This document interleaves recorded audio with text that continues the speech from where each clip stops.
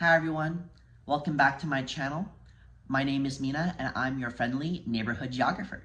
And today's video is not really a geography video in the traditional sense. No maps, no soil samples, no tangents about tomatoes, although that is coming very soon. Today I want to talk about something a lot of us are quietly struggling with, and that is the idea and topic of friendship.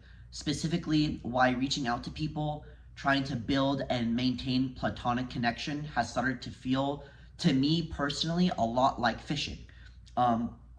Excuse me. Quick context on me, in case you're new here. I was born in 1996, which makes me what I would like to call a Zillennial. Too young to be a real millennial, but too old to be a real Gen Z, kind of stuck in the awkward middle of both. And it's no secret that a lot of people in my generation, and honestly a lot of other people outside of my generation too, are struggling to build meaningful relationships. Platonic ones, romantic ones, any at all, right? So I want to be really upfront with you. I'm not a dating expert. My last long-term relationship was about 3 years. My only long-term relationship lasted about 3 years. And I'm not gonna sit here and give you romance advice. But friendship is something that I've been actively, intentionally cultivating my entire life. It's something that I think about constantly. And over the last couple of years, I've gotten much more deliberate in reaching out to people, really trying to build and protect the friendships that I truly, really care about. And I've noticed that this process feels a lot like standing on the edge of a river with a rod in my hand. So let's talk about it. Okay, so here's the thing anyone who fishes will tell you. There is no guarantee that you're going to go home with dinner or lunch or a snack or whatever time of day that you're fishing. The attempt to catch a fish, the casting, the waiting, the adjusting, that is the activity. Catching something is basically the bonus and the cherry on top. It's the icing on the cake and not necessarily the cake itself, although that is kind of like the whole point, but I hope that you can bear with me with this very, very strange analogy. And for me, that's exactly how reaching out to friends has started to feel like for me. I go out into this metaphorical river of friendship and I'm casting wide, y'all, far, near, anywhere, right? And I text people, I'm calling my friends, I ask if they want to grab coffee, hop on a FaceTime, come to an event with me, and I already know from the get-go going in that something like 99.9% of those casts are going to come home empty, or are going to come back empty. But here's what took me a very long time to internalize, and it's that does not mean the effort was wasted. But just like fishing, you have to adapt. You have to calibrate, you notice what's working and what isn't, and sometimes you realize that specific fish that you're after, which in this case it's reciprocal friendship and platonic, meaningful connection, isn't just isn't biting in this particular spot, with this particular person at this particular moment in time. And honestly, that's okay. You move on, you learn from it, you try a different spot, and you don't necessarily stop fishing altogether. So at this point in my life, I'm 29, coming to the age of 30 around this year, so yay, happy early birthday. I've had to reset my expectations. I've had to accept that the people that I do want in my life on a regular basis simply may not be in a place, whether it's mentally, emotionally, logistically, because I am on the other side of LA County. All my friends are on the other side of town, and I recognize that it's a big ask for them to drive all the way here to hang out with me. Where is I going with this? Oh, that's right. To basically reciprocate the amount of time and energy I want to put into that friendship, or into a friendship. And that's not a character flaw on their part. That's just life. They have partners, they have kids, they have their own lives to take care of, they have bills to pay, they're taking care of a sick family member, they're overworking themselves to the ground. they're not in a good headspace.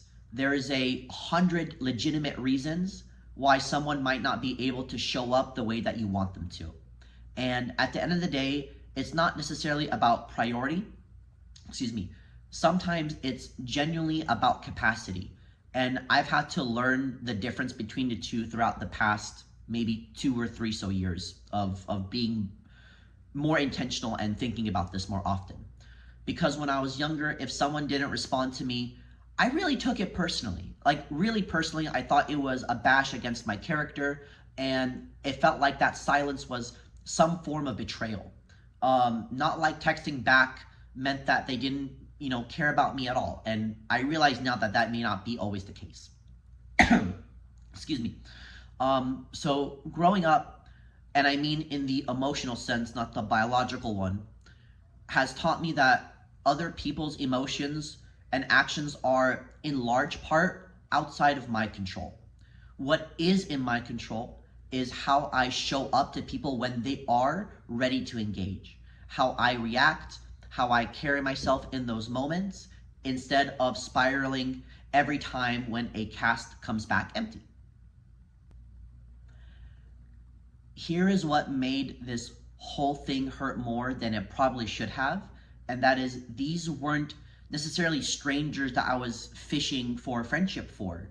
These were people from my graduate school, these were people from uni, these are people that I worked very closely with and we got to know one another a little bit better, people whose personal lives I knew a little bit more intimately, people and friends who had told me things that they hadn't told anyone else because we gotten that close. Part of me genuinely believed that that kind of, closeness, that history, that wanting to be more vulnerable with each other, that level of vulnerability, automatically meant that we'd maintain that friendship over time. And like the depth of the connection in one chapter of life guaranteed its continuation onto the next. And it's one thing to reach out to a single friend and not hear back. You shrug it off, but it hits differently when you reach out to 10 people that you actually care about and very few or none of them respond, right? You feel rejected and it doesn't feel good, right? And that's not a coincidence anymore. I would consider it as valuable data to really internalize and take in. And like anything good in life, friendship takes not just effort, but mass effort and mutual effort, sustained over time until it builds real momentum, right? And I guess the part that still kind of baffles me in a way, and this is where I guess the geography portion comes in just a little bit, is that the people I feel the most closest to are never the people who live in my city or in my neighborhood. Do you feel like that's ironic? Do you experience that as well? Because the friends that I consider my truest friends, the people that just know me at like the core, are the ones that are putting in the most effort, flying out to see me, scheduling calls, remembering the small stuff like my birthday, or they just text me saying, hey, I saw this random thing on TikTok or Instagram and it made me think of you, just wanted to share that. While the people who are physically like down the road, 5 minutes away, like, okay, maybe not 5 minutes away, like an hour's drive away, 30 minutes drive away, can't find the time to meet halfway or meet up coffee or just text me what's up, right? And I feel like that kind of contradiction that I've beginning to notice throughout the past couple of years has forced me to look at friendship really differently. And it led me to a distinction that I use now constantly, or I use more often, which is friends of convenience versus friends of substance. Friends of substance are communicative. They put in the effort that roughly matches yours, or at the very least try to, and you can feel that level of effort. Like even though that they may fall off the mark, they still actively try, and you can sense that. You can feel that type of energy. Friends of convenience show up only when it happens to align with whatever it is that they're already doing. They'll, for example, come to a barbecue if they were going to go anyway. They'll hang out if it's already on their calendar, but they're not going to go out of their way specifically for you, basically. And the question that I had to sit with is, Who do I want to spend my limited time and energy on? The people that show up because they value the relationship as much as I do, or the people that I keep fishing who necessarily don't rarely ever bite? Yeah, let's end this section there. Okay, so I know I've been speaking very abstractly throughout this entire video, just me rambling on, and I want to give you two real life examples on exactly what I mean. I will change their names. Let's call them Sarah and Mary, just to protect their privacy and their identity. But everything else about Sarah and Mary is true. I met both Sarah and Mary in undergrad at uni, at the same university, and in the same general window of time, since like around 2016. So at this point, I've known them for nearly 10 years, almost a decade now, right? And same starting point, same amount of shared history. And I want to share with you, just listen to what I'm saying next, because the difference is kind of like the whole point and crux and thesis of this video. Sarah and I were in the same clubs in college. We bonded of all things over a shared love of productivity and to-do lists, no joke. And shortly after graduation, I had moved from LA to the Bay Area, San Francisco, and not long after, so did she. And a year or so later, I had moved back down to LA, where I still live now currently, and she had stayed in the Bay Area. Sarah's the kind of person who I would say likes to understand me at the molecular level, right? Like, I hope that if you're watching this, you find, and I hope that you have someone in your life that you feel the same way.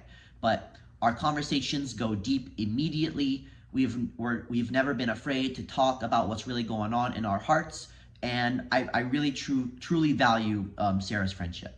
For a while, we've stayed close, I would say, quote unquote, like normal way, like catching up every couple of months, grabbing dinner whenever we happen to be in the same city at the same time.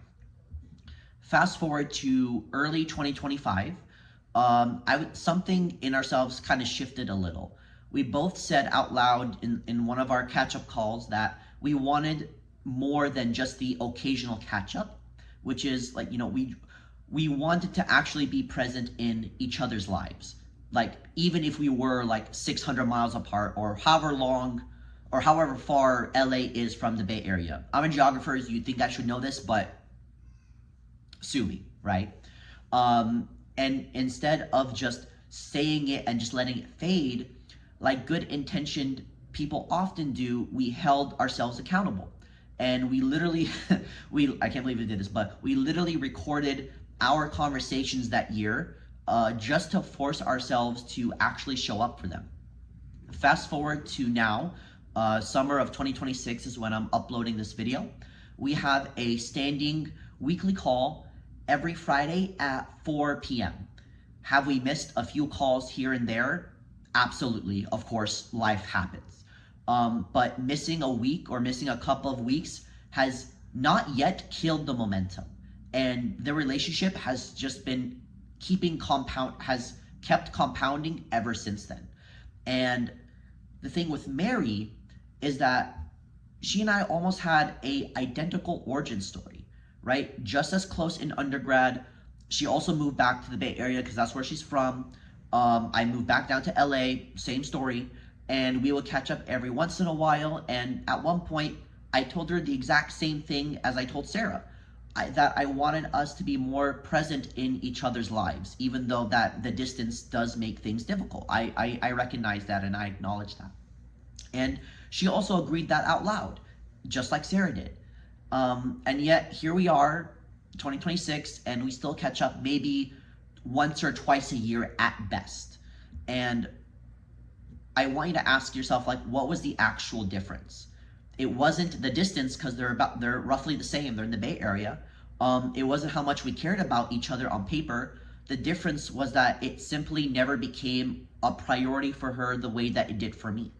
Every time we did catch up, she'd joke that it was our, quote unquote, annual reunion, and she'd apologize every single time for not reaching out sooner. And here's what I had to eventually admit to myself, which is I stopped believing the apology, not because I think that she was lying. I think she was truly sincere in saying that she was sorry, but because an apology that never changes anything isn't necessarily an apology. It's a placeholder for one. At least that's how I tend to view it now. I don't need her to be sorry. I need her to do better. Her doing better and her doing the work to reach out is the apology, right? Because realistically, it takes about 1 minute out of someone's day to send a text. Not even that. I'm being very generous here with a minute, right? And that part, whether they choose to send that text or not, is again completely outside of my control. I'm telling you this about Sarah and Mary because I would think that they sit on opposite ends of the exact same spectrum, which is the same starting point, the same decade of history, the same distance, the same conversations about wanting to prioritize each other. One relationship became very intentional love, and the other stayed in this kind of convenience bubble. And the only variable that changed was effort. Okay, so I want to say this next part very clearly because it took me way too long for me to learn it, which is someone's lack of response is their response. Their hesitation is a slow no, if you know what I mean, or if that makes sense. If a friendship starts to feel like a debate, like if you find yourself constantly trying to convince someone to prioritize you, that's information, valuable information that you should try to, gain value from. If you're not fully sold on that connection, and if they're clearly not sold on you, I feel that it's often better to just walk away and let that relationship slide because it's not bringing you any value to your life, right? Let's go back to Mary for a second.